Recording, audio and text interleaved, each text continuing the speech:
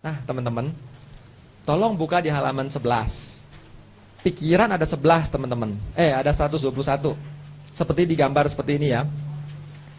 Di halaman 11 saya mulai mau mengupas yang ini, teman-teman. Tentang proses pikiran. Itu kita mau coba membiasakan ini ya. Nah. Ya. Kalau kita belajar Abhidhamma, yang mutlak mesti kita kuasai adalah dalam rangkaian proses. Di sini teman-teman. Karena kalau kita memahami proses pikiran ini, yang jumlahnya 17 normal di dalam proses indera, ya. Kalau lewat indera batin ini lebih sedikit, ininya 1, yang ini kan ada 5 ya. Tetapi kalau kita bisa memahami rangkaian proses pikiran inilah, hanya dengan inilah baru kita tahu siapa diri kita. Tolong diamati ya. Halaman 11 nanti kita akan ulang bahasa palinya. Tapi teman-teman, di sini teman-teman, kita marah, kita serakah, itu adalah action, jawana, karma. Betul? Kalau kita marah karma ya. Kalau berbuat baik karma tidak? Karma. Kita tidak mungkin bisa melakukan marah, serakah, berbuat baik di sini tanpa adanya yang ini, teman-teman. Ini adalah kama. Dan kalau kama pasti ada akarnya. Yaitu apa? Akarnya loba, itu serakah. Akarnya apa? Dosa, itu marah. Loba pasti 2 akar. Dengan di backup oleh moha, bisa loba. Dosa 2 akar juga. Dia kalau dosa atau marah, dia pasti di backup oleh moha. Kalau moha sudah hilang, tidak mungkin bisa muncul loba dan dosa. Jadi loba dan dosa 2 akar. Tetapi untuk orang bisa marah, bisa berakar, loba atau dosa bisa marah, dia pasti melalui ini. Karena sesuatu pasti ada kondisinya. Marah ada kondisinya. Misalnya apa? Ini. Liwat ke seberang, ada orang nyerempet kita. Ini orang punya mata apa enggak? Meleng ya.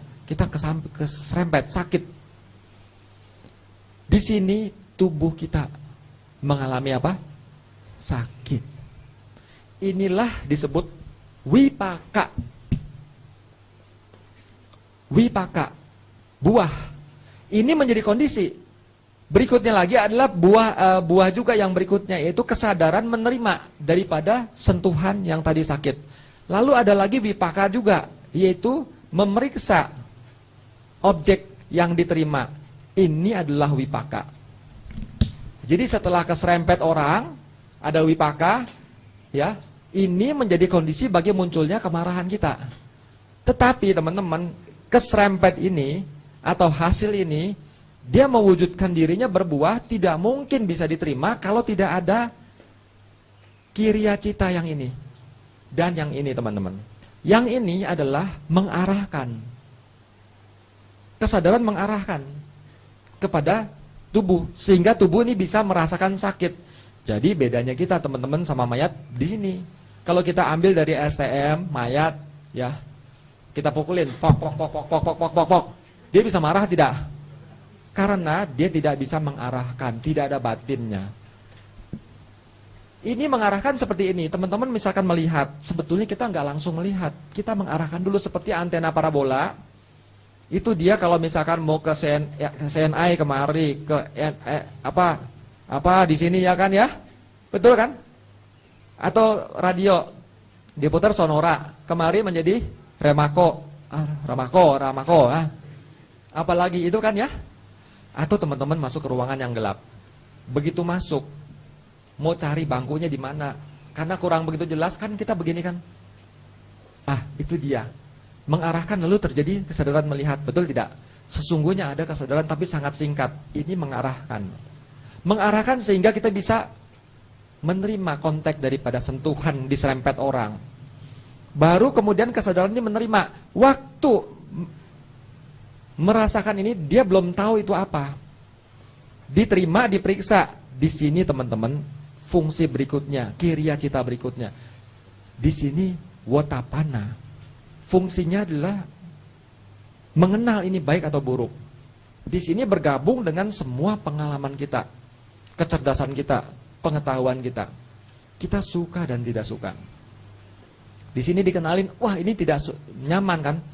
Maka kemudian kita marah. Jadi ini adalah hasilnya dari perbuatan yang lalu kita, sehingga kita cenderung memiliki buah yang tidak menyenangkan. Dan untuk bisa menerima buah ini harus ada unsur batin, yaitu mengarahkan, sehingga bisa merespon ini. Kemudian ini sebagai determining, ini menyenangkan atau tidak, cocok atau tidak. Kalau cocok kita serakah, kalau nggak cocok kita biasanya marah. Hidup kita tuh biasanya tergantung sama dua ini. Kita cari hal yang menyenangkan, betul Kak? Kalau tercapai biasanya kita lupa diri, kita melekat. Melekat ini, loba ini sebenarnya dasar yang kuat untuk menjadi kondisi munculnya dosa. Kalau tercapai kita suka, kalau tidak tercapai atau ada orang yang menghalangi apa yang kita inginkan, apa yang terjadi? Dosa, marah. Ini teman-teman, bolak-balik kita selalu hanya menjadi permainan ini. Sangat jarang pikiran kita muncul ke pikiran baik. Pikiran baik nanti di sini. Nah, nanti kita sampai ke pikiran baik. Sekarang masih pemulaan ya. Jadi pikiran nanti ada 121, yang ini pikiran buruk ini teman-teman. Ada 12 pikiran buruk. Yaitu loba ada 8, kalau marah itu ya ada 2, kalau moha ada 2. Ini pikiran buruk, ada lagi pikiran baik, ini 8. Ada pikiran baik yang berikutnya. Ya, ada pikiran baik berikutnya. Tapi teman-teman nanti kita akan kupas di sini dulu. Pikiran buruk, pikiran baik. Tapi sebelum terjadinya pikiran buruk dan pikiran baik, dia melewati yang ini. Yaitu pikiran yang tidak berakar. Kalau marah itu akar dosa dengan moha. Berakar, tapi sebelum berakar yang ini dulu, yaitu kesadaran belum berakar. Belum berakar terbagi dari 3 grup. Grup pertama adalah hasil yang buruk. Grup kedua, hasil yang baik. Artinya apa? Kalau kita banyak melakukan kejahatan, maka berbuahnya adalah banyak penderitaan. Melihat yang buruk, mendengar yang buruk, mencium bau busuk, mengecap rasa yang tidak enak, sentuhan tubuh yang sakit. Ini adalah buah daripada karma yang sudah kita lakukan sebelumnya. Nah, yang berikutnya ini adalah buah daripada kebaikan. Melihat yang indah, mendengar suara yang merdu, mendengar dhamma, mendengar musik yang indah, mencium bau yang aromanya yang bagus, mengecap rasa yang sesuai dengan selera, caputwa, delicious, enak, nyami. Yang ini sentuhan, wow pakai AC, ada kipas angin sesuai dengan apa, rasa nyaman ya itu. Kalau yang ini tidak nyaman atau digigit nyamuk. Nah, ini adalah kesadaran menerima hasil, memeriksa hasilnya nih. Nah, teman-teman, setiap hari mulai bangun tidur sampai nanti menjelang tidur, indera mata, indera telinga, mencium, semua aktif, betul tidak? Aktif, dan dia mulai menerima objek. Objek itu bertubi-tubi, apakah itu yang buruk, yang baik, dari salah satu dari 5 indera. Melihat, mendengar, mencium, mengecap, dan sentuhan tubuh. Ini digigit nyamuk, pusing, sakit kepala, repetik, gatel, ini semua. Yang ini nyaman, yang ini mengecap rasa yang enak, yang ini mencium aroma yang baik, yang ini mendengar suara yang merdu, yang baik, ini melihat yang baik-baik. Tidak bisa dihindari. Setiap hari, setiap orang tidak akan sama, berbeda. Ini cenderung menerima yang buruk-buruk, ini cenderung menerima yang baik-baik. Dibilang begini, saya sudah beragama ini, sudah terima 100%, tetapi kenapa ya saya masih kok begini terus? Yang itu berdoa terkabul, ini semua lancar. Apa yang menyebabkan? Agama boleh ada 100 atau 1000, tapi bekerjanya tetap sesuai dengan hukum karma. Apa yang ditanam, dia yang akan dipetik. Kenapa seseorang cenderung beruntung? Beruntung itu berbuah yang ini. Ini buah kebaikan, berarti hasil daripada kebaikan. Penyebabnya adalah yang ini teman-teman, perbuatan baik. Kita setiap saat menerima hal-hal yang buruk, cenderung menerima yang buruk. Mengapa? Karena kita sudah melakukan sebelumnya perbuatan yang buruk. Yaitu salah satu dari yang ini teman-teman. Ini pikiran buruk ada 12. Pelan-pelan kita masuk, saya masih menjelaskan yang utama aja dulu ya. Jadi setiap saat kita menerima hasil. Bisanya menerima hasil karena ada kesadaran mengarahkan. Lalu ada kesadaran memeriksa, memutuskan. Dan ini kita dengan belajar Dhamma, belajar ajaran Buddha, Samaditi itu merupakan ajaran yang terpenting yang diletakkan di urutan pertama. Karena dengan pengertian benar, begitu kita merespon ini semua, termasuk meditasi, badannya sakit. Tetapi dengan pengertian benar, kita memahami ini cuma fenomena yang alami. Dengan panya, maka responnya orang yang belum terlatih duduk meditasi, dia akan ngamuk di sini jengkel, tetapi orang yang memiliki pengertian benar diarahkan oleh gurunya untuk ini cuma semua fenomena, semua muncul untuk lenyap. Dia tahu, semua muncul dan lenyap. Dan ini muncul juga ada kondisinya, yaitu perbuatan buruk kita. Ya, dan kalau muncul hanya untuk berlalu. Sehingga kalau pengertian ini muncul, dia duduk meditasi sakit di sini tubuh, dia marah tidak? Pengertian benar yang membuat kita menjadi marah, tidak marah. Tapi tanpa pengertian benar, begitu ada objek yang menyenangkan di sini dialami, terkonsep, biasanya konsep aku muncul, maka kita cenderung loba. Begitu di sini hal yang tidak menyenangkan, sampai di sini pintu terakhir, determining, maka kemudian kita akan marah. Tetapi dengan pengertian benar, kita memahami, kita beruntung, ini adalah buah daripada kebaikan. Kita mengalami musibah, kita juga memahami, ini juga adalah buah dari perbuatan kita. Dengan demikian respon kita tidak lagi membuta. Kita mulai bergeser menjadi orang yang istimewa, orang yang luar biasa. Ini keistimewaan ajaran budaya. Dan juga teman-teman, dari sini juga selain kita bisa melihat ini adalah sebab, ini adalah akibat, tapi ini akibat dari sebab yang di sini. Nanti kita berbuat sebab di sini ya. Ini kan kama, akibatnya nanti akan di sini di rangkaian proses itu teman-teman. Sebab dan akibat terus bermunculan. Ya. Kita akan tahu mengapa kita pemarah. Karena kita sudah melatih kemarahan di sini, ya, maka energinya tidak hilang, kita jadi pemarah. Dengan memahami proses pikiran kita mengerti mengapa kita pemarah. Ya, contohnya begini teman-teman. Ada gak yang bilang, aduh saya ini putus asa loh. Saya nggak tahu kenapa kok saya orangnya selalu mau balas dendam. Jadi ada orang ya sampai nggak ngerti mengapa saya ini pembalas dendam. Ada gak orang yang sebegitu teman-teman? Tahu nggak? Dimulai dari mana balas dendam itu dimulai? Abhidhamma mampu loh membuka. Orang membalas dendam itu bukan kebiasaan, bukannya mendadak jadi, bukan. Dimulai dari yang sederhana. Tweetek.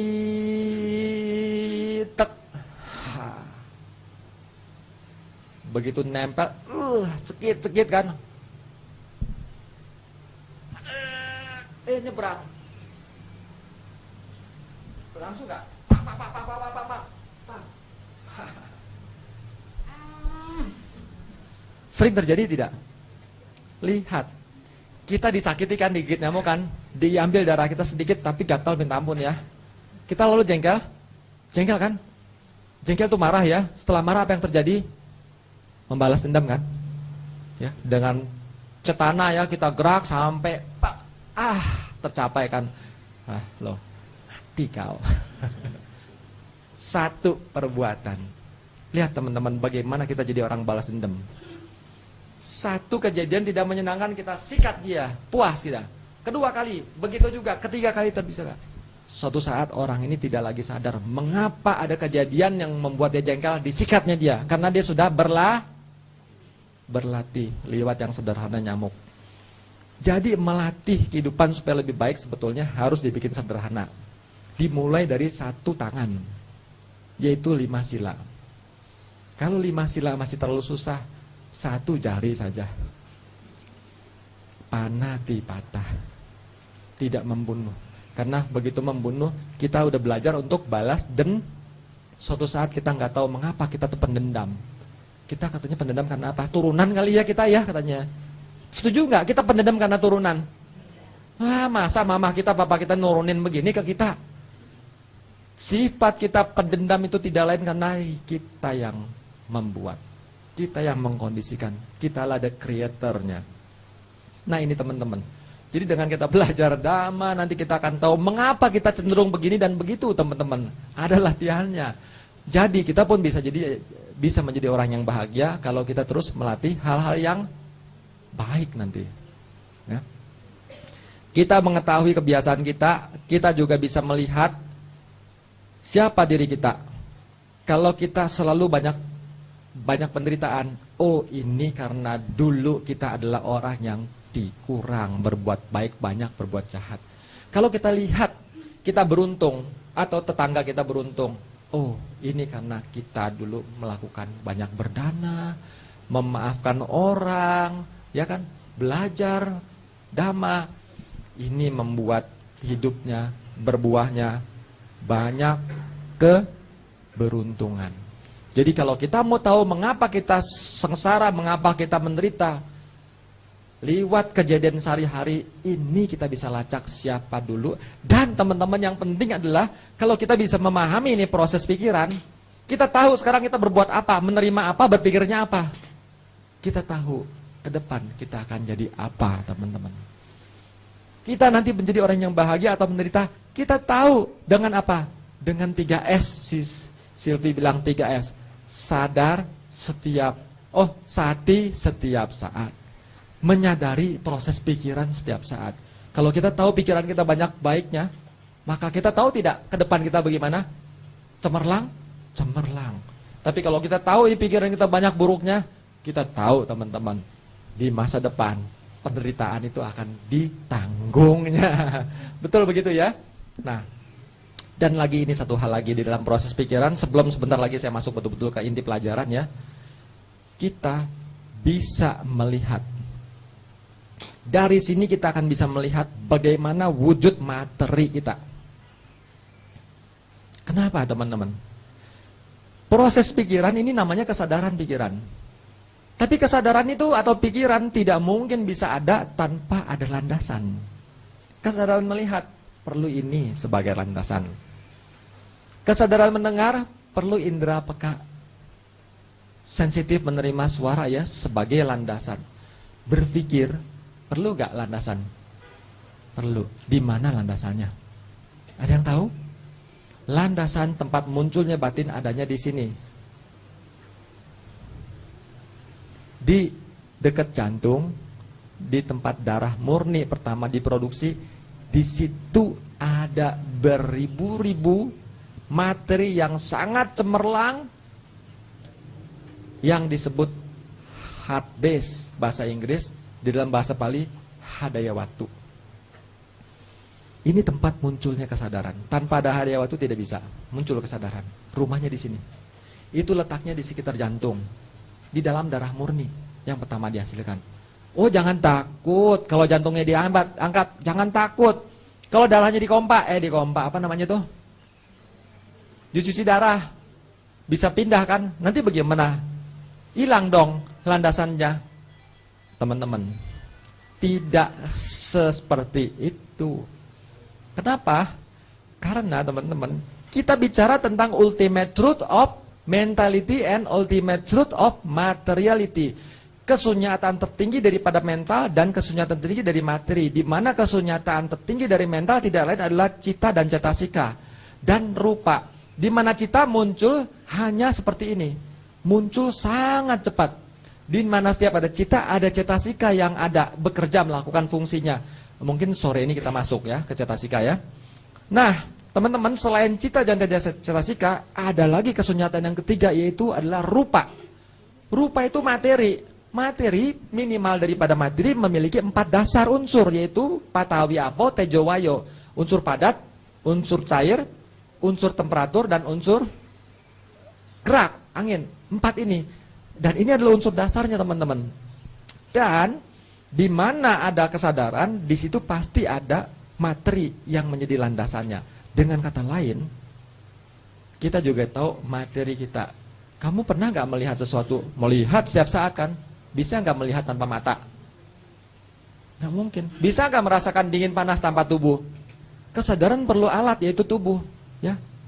Dan juga pikiran untuk merespon dia perlu landasan. Tadi mata melihat mata, mendengar telinga, sentuhan tubuh dia perlu tubuh, tapi kalau pikiran dia bekerja, dia perlu yang disebut heart base. Dan heart base ini jangan dipikir kalau dicuci darahnya itu bisa lari dia. Saya tidak menyangkal bahwa heart base itu bisa lari ke bawah. Saya tidak menyangkal. Tetapi itu cuman ampasnya teman-teman. Karena cita muncul sangat cepat, ini sangat cepat sekali. Kecepatannya seperti ini teman-teman. 1/10 pangkat, ada yang bilang 27, tapi di buku Dr. Mon itu cuma 12. Lampu neon ini dalam 1 detik nyala mati berapa kali? Ini kan 60 Hz kan? Berarti gelombangnya naik turun 60 kali kan? Sebetulnya nyala lampu tuh cuma 1/60 alias 1/10 pangkat 2 masih gak nyampe. Kalau 100 kan 10 pangkat 2. Ini 60 masih lebih kecil. Kecepatan ini aja kita nggak bisa lihat teman-teman. Itu baru pangkat 2. Tapi pikiran itu pangkat 12. Jadi ini muncul lenyap cepatnya itu 1/10 pangkat 12. Batin. Secepat itu. Yang saya mau jelaskan sekarang ini adalah rupa atau materi. Kecepatannya seberapa? Dia lebih lambat sedikit. Satu rupa muncul, lenyap, itu 17 kana. 17 kana. Jadi materi muncul plus sudah tidak ada materi yang sama. Ini sudah dibuktikan oleh sains. Jadi ilmuwan melihat, wah ternyata kita menganggap ada tulang, ada kacamata, ada apa. Kita menganggap kekal. Ternyata ilmuwan melihat tidak ada kekalan massa loh. Yang ada cuma aliran daripada proton dan neutron mereka katakan. Betul nggak seperti itu? Yang udah belajar ilmu pengetahuan. Betul? Tidak ada kepadatan. Yang ada cuma aliran dari proton neutron yang terus loncat-loncat dia. Berputar terus. Cuma saking cepatnya kita menganggap ada sesuatu yang padat. Padahal mereka katakan tidak ada kepadatan. Nah teman-teman, dari teori ini teman-teman, Sang Buddha menjelaskan lebih detail lagi. Dan ini bisa dilihat oleh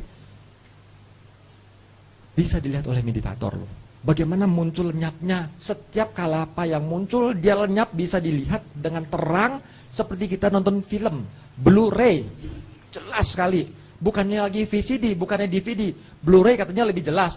Ini lebih jelas dengan mata telanjang. Telanjang? Bukan. Dengan mata samadhi. Bukan mata ini. Jadi mata tertutup kita bisa melihat dengan terang. Itu prosesnya nanti saya jelasin ya. Bagaimana itu orang-orang tuh mereka mampu melihat itu dengan jelas sekali. Di sini juga ada tuh siapa Pak Saman ada di sana mampu loh melihatnya.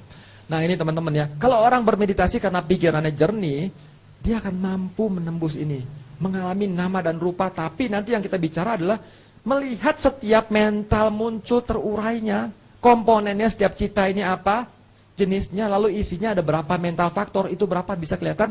Lalu materi yang muncul juga tampak, bagaimana muncul lenyap. Dan ini sangat cepat sekali, dan ini juga bisa dilihat ada perbedaan daripada materi. Jadi begini, teman-teman melihat gak saya berjalan? Kelihatan ya? Ini adalah materi. Saya bersiul. Jadi saya bersiul bicara itu adalah materi yang dihasilkan oleh pikiran loh teman-teman. Ya. Bisa nangkap ya? Ntar ada lagi materi yang disebabkan oleh kama. Nah kalau yang dari pikiran, kelihatan Bu. Suatu gerakan ini adalah ini gerakan ini adalah materi dihasilkan oleh pikiran. Jadi kalau teman-teman ngelihat orang bertanding bola nih, bertanding bulu tangkis, ingat gak yang seumur dengan saya ini pernah menonton Rudy Hartono? Itu master dunia yang luar biasa. Belum ada orang yang sehebat dia loh. Dia dikalahkan selalu 1-14 oleh lawan-lawannya. Betul gak seperti itu? Naik jadi 14-1 berubah 1-14. Lalu 2-14, 14-12. Yang nonton sudah begini, udah tegang, keringetan kita. Pindah lagi sampai 13, 14, 14, 13. Kita sudah tegang. 14, kita nggak tahan, kita loncat. Yeay, begitu kan ya. Lalu 14, pindah lagi, dia 15. Kita langsung deg-degan gitu kan ya. Kita nonton sudah kaku semua, kejang-kejang pikiran kita. Kalau Rudy tenang-tenang di sana. Rudy kan gayanya khas ya. Bola dipegang begini. Lama loh saya nonton aja nggak sabar loh. Tapi itu adalah triknya Rudy yang luar biasa. Pelan. Jadi si musuh udah. Akhirnya pikirannya emosi kan rusak. Itulah teman-teman. Kalau pikiran rusak, pikiran jadi pikiran buruk, bukan pikiran baik. Ini saya mau jelaskan. Rudi pikirannya terjaga, pikirannya bersih, jernih. Maka kalau jernih, semua gerakannya sesuai dengan apa yang sudah dilatih, bisa muncul semua sesuai dengan keinginannya. Tapi kalau orang itu udah grogi, udah pikiran buruk, rupa atau materi yang dihasilkan tidak mungkin sama dengan apa yang dialamin. Jadi bisa kekencengan, bisa kekurangan, ngaco. Mirip waktu saya nonton sepak bola, komentatornya bilang, wah, jadi bola ini udah diuber-uber, tuh totonya udah ke depan. Wah, strikernya yang tukang begininya sudah ke depan. Gawang itu di depan udah deket dikit lagi. Kipernya panik, diserobot itu ke depan kan. Udah dikit. Jadi ini gawang. Saya jarang main bola, nggak bisa gambar nih. Gawang ya. Nah, ini bola nih teman-teman. Ini penendangnya, ini orang-orang sudah di belakang. Kiper kan bingung kan ya. Dia kemari teman-teman. Nah ini tinggal nendang. Nendangnya bagaimana teman-teman? Harusnya kan begini kan ya. Betul gak? Apa namanya? Volley ya? Ya, tendangan volley. Tapi ini kan udah semua udah di belakang. Tinggal satu langkah sederhana. Kesempatan ini sudah terbuka lebar sekali tidak? Lebar. Penendang bola ini katanya berdarah dingin. Mungkin maksudnya kepalanya dingin, bukan darah dingin dong ya. Berdarah dingin orang kejam. Ini katanya penendangnya adalah berkepala dingin. Tapi apa yang terjadi begitu ditendang? Ditendangnya ternyata dia begini teman-teman. Wah, di sini aja kecewa, apalagi yang di sana. Ya. Kenapa? Karena dia sebetulnya tuh ahli. Kalau udah ahli, dia nendang bola tuh dari ribuan. Kayak seperti Tiger Woods itu udah ribuan kali setiap hari. Kalau pikirannya jernih, dia mampu loh mengeluarkan semua skill yang dipahaminya. Ntar sore saya akan masuk ke tentang skillful. Ada cetasika yang gunanya itu adalah mampu mengeluarkan keahlian kita. Tapi kalau pikiran buruk itu tidak bisa keluar. Jadi di sini dia punya keahlian, cuma pikirannya sudah, karena sudah persentasinya begitu tipis ya, untuk gagal dia terlalu bernafsu ya. Loba tidak?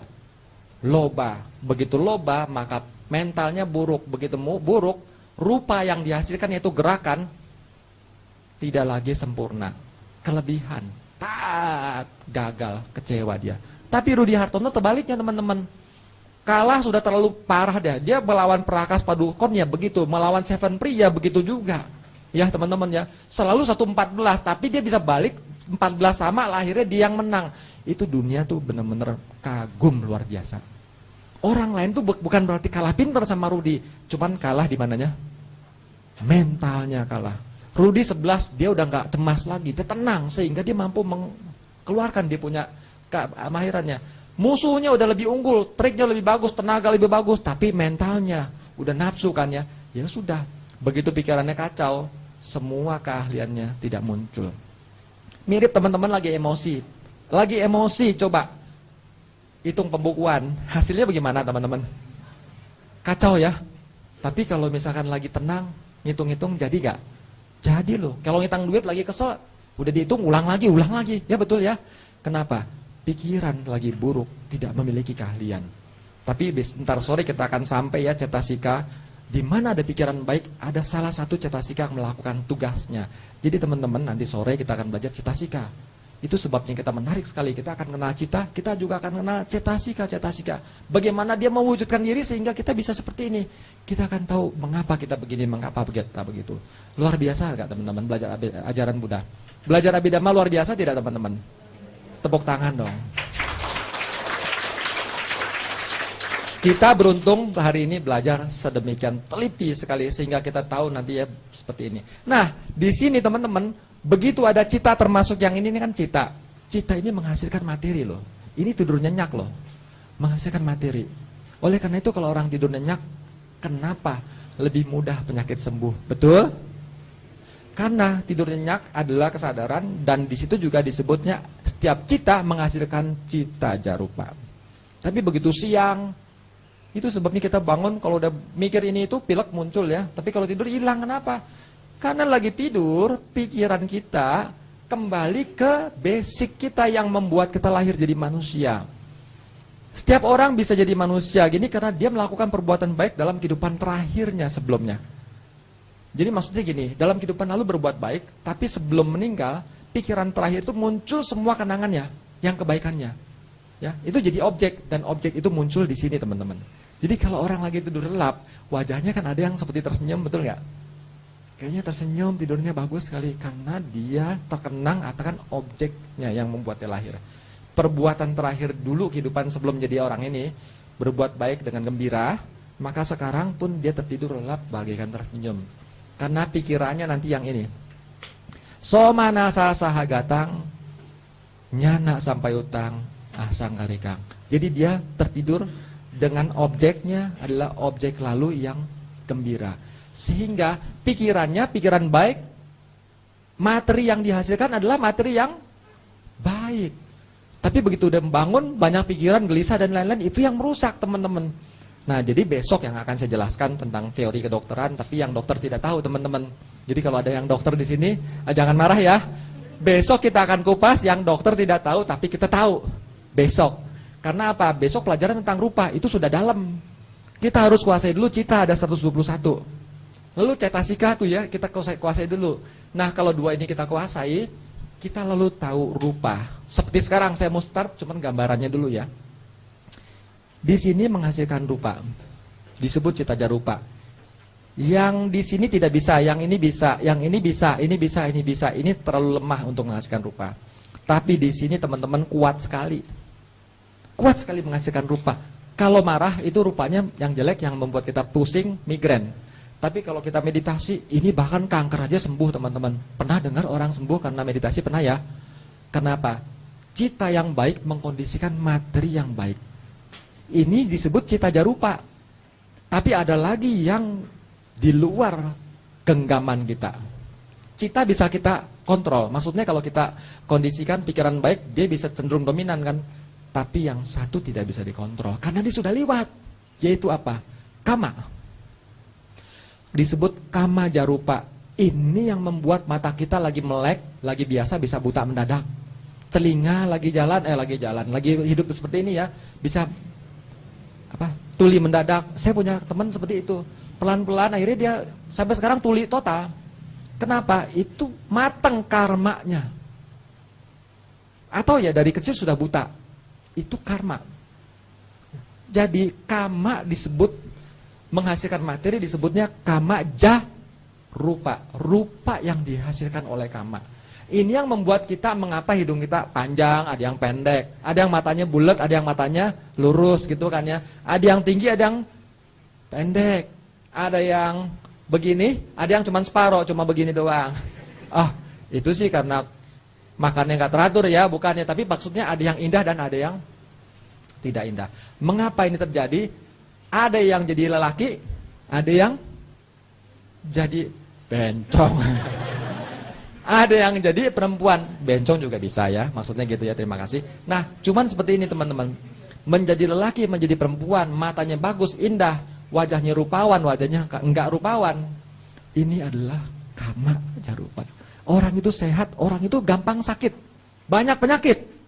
Itu adalah kama jarupa. Nah, kama jarupa ini yang lebih sulit dikontrol karena dia sudah lewat. Karena itu teman-teman ya, kalau ada lagi rupa yang berikutnya adalah utu jarupa, temperatur mempengaruhi. Satu lagi terakhir adalah ahara jarupa. Ahara itu adalah nutrisi. Jadi orang boleh makan nutrisi yang baik, termasuk nutrisi yang dapat dari injeksi obat-obat dokter. Kenapa sakitnya nggak sembuh-sembuh? Karena rupa itu dipengaruhi oleh 4 hal. Obat-obatan, makanan hanya satu hal yang keempat, ahara jarupa. Ada temperatur. Oke, temperaturnya oke, sesuai, bisa diatur. Pikirannya lebih susah diatur, betul kan? Ya, pikirannya kalau masih marah, emosi, tubuhnya sehat apa sakit? Sakit. Obat hanya menyobalkan si fisik, tapi penyebab fisik sakit dan tidak sakit ternyata sangat ditentukan oleh cita. Sehingga ilmuwan sekarang, kedokteran mengatakan 90% penyakit datang dari pikiran, disebut psikosomatis. Coba bayangkan. Mereka hanya bisa menduga seperti ini, tetapi ajaran Buddha mampu membedah secara teliti loh teman-teman. Tapi kalau misalkan kita sudah pikirannya baik, udah meditasi, udah belajar dhamma ya, makanannya juga yang wah, apa namanya itu ya, capok. Temperaturnya juga bagus. Kenapa kok masih sakit-sakitan juga? Jawabannya karena ada hal lain, yaitu kama. Kama jarupa. Tetapi teman-teman, kita nggak usah pasrah. Terima, oh kamaku seperti itu. Ajaran Buddha tuh tidak mengenal yang namanya nasib. Tapi hidup itu adalah perubahan. Betul tidak? Berarti kalau hidup perubahan, hidup juga adalah pilihan. Dan hidup juga adalah, karena ada perubahan itu, kesempatan. Jadi, kalau memang kita, memang orang boleh bilang kwamya, itu kwamya bukan urusan sepele loh. Itu ilmu ada karena dia punya dasar. Saya nggak berani bilang percaya 100%, tapi saya juga nggak bilang nggak percaya. Karena saya pernah diramal 4-4-nya kena 100%, kan bingung. Saya bukan orang yang percaya gini, tapi ramalan saya sudah 3 kena. Yang satu lagi sudah dikit lagi kena nih. Bener ini, bener. Saya bukan orang begitu, tapi kan papa saya namanya orang dari Chinese ya. Kan suka gitu, dibikin pace segala macam, kita ngobrol, dibawa. Dia ngomong begini, wah saya sempat emosi gini-gini, karena dia ramal begini yang gak menyenangkan. Kenyataan, kedua kenyataan, ketiga kenyataan. Tapi begini teman-teman, saya gak mau membedah begitu, karena saya baca di bawah, jangan percaya ramalan. Ntar saya salah kalau bilang percaya ramalan. Saya nggak bilang percaya atau tidak percaya. Semua itu ada karena satu, ada ilmu yang punya dasarnya. Dan kalau dia tidak punya khasiat, nggak mungkin bertahan sampai sekarang. Tapi kita jangan bergantung, itu intinya. Dibilang jelek, kita stres, jadi betul-betul terbukti. Lebih cepat lagi sampainya, betul nggak? Kalau dibilang baik, kita lupa diri, nggak menjalankan, jadi nggak kenyataan. Tidak juga. Jadi intinya apapun itu ya, whatever deh itu ramalan ya. Tapi apapun yang sudah ditetapkan begini, itu kan rumusnya kalau dengan catatan semua berjalan sama terus, sehingga hasilnya seperti sesuai dengan ramalan. Tapi kalau ini dirubah, ramalan jadi berubah tidak? Berubah. Oke, orang bisa bilang saya bakal seseorang bakal meninggal 7 hari. Ada loh kasusnya kan di dalam suta ya, 7 hari lagi akan meninggal dia. Peramal lihat, ini pembantu nih, auranya sudah gelap sekali. Dilihat, 7 hari lagi meninggal. Dibilang, bos, pembantu kamu ini 7 hari lagi meninggal. Si bos mana mau punya pembantu mati di rumahnya, ya kan? Ya kan? Susah kan? Kan ngeri pembawanya kan? Nah, kita nanti akan bahas juga mati. Kita paling takut tuh kupas mati, tapi kita di sini nggak ada yang takut. Ntar kita kupas, menarik ya. Nah pembantu ini teman-teman ya, bos ini nggak mau kan rumahnya ada orang mati ya, disuruh pulang. Pembantunya baru pulang lama pulang kampung, mau nggak disuruh pulang lagi? Enggak bos lah, si bos gimana orang baru pulang kampung? Enggak, kamu pulang kampung ini, coba tengok orang tuanya. Enggak bos, gini. Akhirnya si bos juga gelisah, udah gini, dikasih tugas, kamu pulang, ini uang. Ya si bos, namanya perintah dia nggak bisa lawan ya, dia pulang. Tapi teman-teman dalam perjalanan namanya juga orang pembantu, orang susah, rumahnya pasti kan terpencil jauh di sana kan. Dia pulang ke desa, lewatin naik gunung, turun gunung, lewatin jurang. Dia ketemu ada perempuan nangis. Sedih dia nangis. Di bawah tuh jurang. Waduh. Bu, jangan di situ. Kenapa? Dia ceritakan.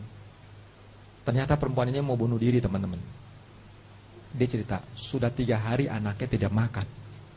Sudah berapa minggu anaknya sakit. Dia punya anak 2 sakit semua dan udah gak makan. Dia bilang, kalau saya bertahan hidup, saya tinggal besok atau ntar sore ngeliat satu anak saya mati, lusa juga saya lihat anak saya lagi mati. Karena nggak makan dan sakit, nggak ada biaya untuk obat. Jadi pada saya melihat satu persatu anak yang disayangi itu mati, dia nggak tahan, lebih baik saya bunuh diri. Ibu ini langsung tersentuh hatinya. Ibu nggak usah khawatir, dia kan punya uang banyak kan ya, dikasih uangnya. Bisa beli obat, bisa beli makanan. Ibu ini jadi mati tidak? Tidak jadi mati. Udahan 10 hari pembantunya datang dengan seger bugar ke kantornya. Bos, halo bos, gitu ya. Hah? Lalu dia tanya, wah saya dibohongin sama peramal kan ya. Dia bertanya kepada yang lebih jago lagi, mungkin dalam hal ini Buddha atau bagaimana ya. Saya lupa ceritanya, tapi yang saya tangkap inti ceritanya, bukannya peramal itu salah. Dia melihat sesuatu yang nyata. Hanya wanita ini ternyata telah melakukan perbuatan besar sekali yang merubah takdirnya. Dia ternyata menyelamatkan 3 nyawa sekaligus. Sekali menyelam, minum air ya. Sekali tepak, 3 nyawa. 3 nyawa diselamatkan. Ini loh yang membuat kehidupannya tuh bersambung. Jadi yang disebut takdir itu teman-teman, yang nasib kita tuh tidak mengenal seperti itu. Yang ada adalah perubahan dan kondisi mengkondisikan. Kalau dikondisikan segini akan bagaimana lagi? Seperti itu teman-teman. Jadi nanti juga dengan kita belajar ini teman-teman, belajar Dhamma khususnya ya, kita berani untuk hidup. Bahkan kalau kita susah, kita miskin, kita bokang tau, bikin jadi lebih kang tau. Caranya gimana? Ada caranya. Dan kalau kita terapkan, sebetulnya kita bisa jadi orang kaya. Karena teman-teman, menurut pendapat saya nih, di seluruh dunia agama boleh begitu banyak, tapi nomor 1 orang yang paling kaya sedunia seharusnya muncul dari ajaran Buddha, murid Buddha. Karena murid Buddha selain disuruh menjalankan, dianjurkan menjalankan 5 sila, dasarnya apa? Berdana. Ya, ini kenyataan loh. Oke, agama lain juga ada yang kaya-kaya, tapi lihat gak? Umat Buddha juga luar biasa kayanya. Kerasa loh. Kalau saya lihat di Daai TV aja saya berasa sekali tuh. Umat Buddha di seluruh dunia tuh bisa berkumpul ya, bisa menolong begitu banyak. Di mana ada agama lain yang bisa menolong sehebat dan sebesar ini. Dan ini adalah umat Buddha. Betul tidak gitu? Kenapa? Karena umat Buddha dasarnya adalah suka lalu menjalankan 5 sila. Dimanapun dan siapapun dia lahir menjadi agama apapun, dulunya kalau dia pernah beragama Buddha, menjalankan prinsip ini, dia cenderung sekarang kaya raya walaupun dia sekarang agamanya A, B, C, D, E, terserah, whatever dah. Tapi seseorang yang pernah bersentuhan dengan Dhamma, sesungguhnya dia yang duluan nomor 1 untuk jadi kaya. Dan untuk jadi kaya atau miskin bukan kemauan kita sesungguhnya. Saya mau kaya, ya nggak bisa. Kenapa? Karena kita memetik karma buruk kehidupan lalu, jadi orang miskin. Saya nggak mau kaya, nggak bisa juga lahir, ujuk-ujuk lahir tuh ya. Ya, contohnya anak saya aja begitu mau lahir anak saya. Bukan, anak saya mau dilahirkan, ya. Kamarnya udah saya pasang AC, udah kasih bantal, udah kasih mainan yang puter-puter. Belum muncul aja dibeliin macam-macam, betul nggak? Kerennya udah diganti yang ada gambarnya yang menarik. Jadi anak itu begitu lahir aja sudah ada kenyamanan, betul nggak? Tapi di luar sana ya, belum lahir tuh ya, begitu lahir rumahnya besar, ada kolam renangnya, babysitternya ada 2, ruangannya pun ya kamar mandinya lebih besar dari kamar tidur saya. Ya kan ada yang seperti itu kan? Naik mobil juga bukan Mercy lagi, tapi yang lebih di atas lagi. Dia nggak mau kaya mana bisa. Dia nggak bisa hindar karena kekayaan itu ya adalah hasil teman-teman. Kita mau kaya, tapi kenapa orang banyak mau kaya nggak bisa kaya? Dia miskin, karena dia sedang memetik. Tapi hidup itu bukannya ilmu pasti. Sekalipun dia hidup sekarang sebagai orang miskin, tetapi dia mempelajari sebab dan akibat. Ya ingat ya, kita kalau mau kaya harusnya belajar apa yang menjadi kondisi buat orang itu jadi kaya. Orang kaya pasti punya keterampilan, betul nggak? Kerja keras, sanggup menahan semua problem, tidak menyalahkan orang lain tapi memikul semua ke dalam dirinya sendiri. Betul tidak seperti itu? Ini kan yang, dan punya keterampilan. Ini bukan syarat untuk jadi orang kaya. Jadi kalau kita mau tanya, mau jadi orang kaya, jangan mencuri harta orang kaya. Tetapi kita tanya, kita deketin orang kaya, mengapa kamu bisa seperti ini? Dia akan cerita, caranya begini. Kalau kita ikuti, pelajari, jadi kondisi nggak bagi kita untuk bisa seperti itu? Bisa. Kalau mau jadi orang kaya, kita harus belajar dengan orang itu. Kalau kita mau jadi orang yang ngerti Dhamma, Abhidhamma, belajar dengan Inge, Silvi, sama saya yang gitu. Kalau kita mau jadi ahli mabok-mabokan, ya kita belajar sama mereka, betul kan? Kita mau jadi orang ngebut, kita belum bisa nih ya. Belajar dengan mereka, kita jadi tukang ngebut. Betul nggak? Kita mau jadi apa ya, belajar dengan ahlinya. Dengan begitu kita terkondisi tidak? Kondisi. Nah kalau kita mau jadi orang yang bahagia, mau jadi orang sukses, sekalipun kita belum sukses, belajarlah kepada yang sudah sukses. Karena dia tahu caranya.